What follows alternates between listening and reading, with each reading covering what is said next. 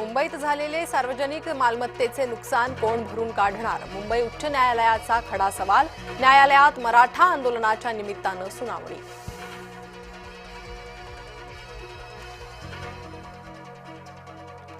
महायुतीकडून ओबीसींची नाराजी दूर करण्याचा प्रयत्न। राज्यात ओबीसींच्या समस्यांच्या निवारणासाठी उपसमितीची स्थापना।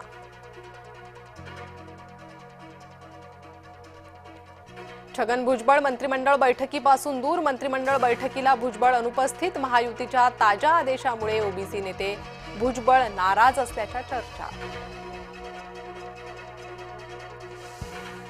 मराठा आंदोलकांवर गुन्हे दाखल। मुंबईच्या 2 पोलीस स्थानकात आंदोलकांवर गुन्हे दाखल। मनोज जरांगे यांच्या विरोधात मराठा समाजातून तीव्र प्रतिक्रिया। मुंबईतील आंदोलन अपयशी ठरल्याची मराठा नेत्यांची टिप्पणी। समाजातून विरोध सुरू झाल्यानं जरांगे खवळले। तुम्ही समाजासाठी काय केलं? जरांगेंचा मराठा विरोधकांना टोला।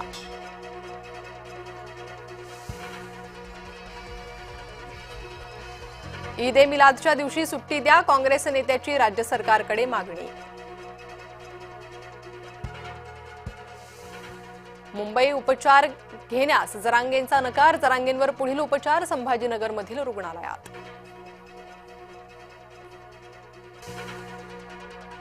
फडणवीसांनी भलं केलं हीच अनेकांची पोटदुखी। सदाभाऊ खोत यांनी हाणला टोला। आझाद मैदानातील आंदोलन आटोपताच मीम्सचा महापूर। महाविकास आघाडीच्या नेत्यांवर शेलकी टीका।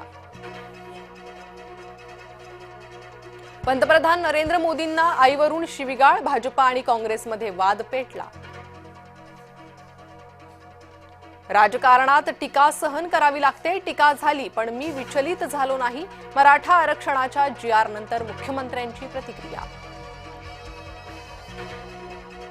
रशियाचे तेल झाले आणखी स्वस्त। रशियाचे तेल बॅरल मागे सुमारे $4 कमी होणार। अमेरिकन आयात शुल्काच्या संकटात भारतासाठी नवी संधी। ओबीसींनी आंदोलन करू नये अशी विनंती। मुख्यमंत्री देवेंद्र फडणवीसांचं आवाहन।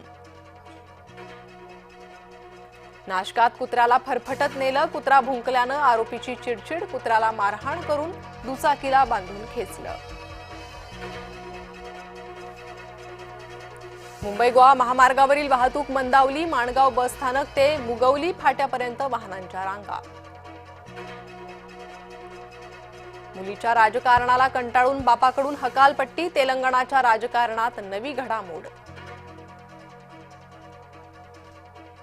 राज्याला 4 दिवस मुसळधार पावसाचा इशारा। कोकणासह मध्य महाराष्ट्र विदर्भात पावसाचा अंदाज। लालबागच्या राजाच्या दरबारात भेदभाव कशाला? लालबागच्या राजाच्या दर्शनाविरोधात मानवाधिकार आयोगाकडे तक्रार। अफगाणिस्तानच्या भूकंपात आणखी 200 ठार। मंगळवारी अफगाणिस्तानात पुन्हा भूकंप। 5 वर्षांपासून उमर खालिद तुरुंगातच। 5 वर्षांनंतरही न्यायालयाकडून उमरला जामीन नाही। यमुनेचा जलस्तर वाढल्यानं दिल्लीत पाणी घुसलं। लोक गळ्यापर्यंतच्या पाण्यात बुडाले। दिल्ली यमुने काठच्या घरांच्या छताला लागलं पाणी। सोलापुरात प्रशिक्षणार्थी पोलिसांना विषबाधा। विषबाधेमुळे 170 जणांची तब्येत बिघडली। कोयना धरण परिसरात पाऊस वाढला। धरणाचे सर्व दरवाजे तिसऱ्यांदा उघडले। अंडरवर्ल्ड डॉन अरुण गवळीची 18 वर्षांनंतर सुटका होणार। सर्वोच्च न्यायालयाकडून गवळीला जामीन मंजूर।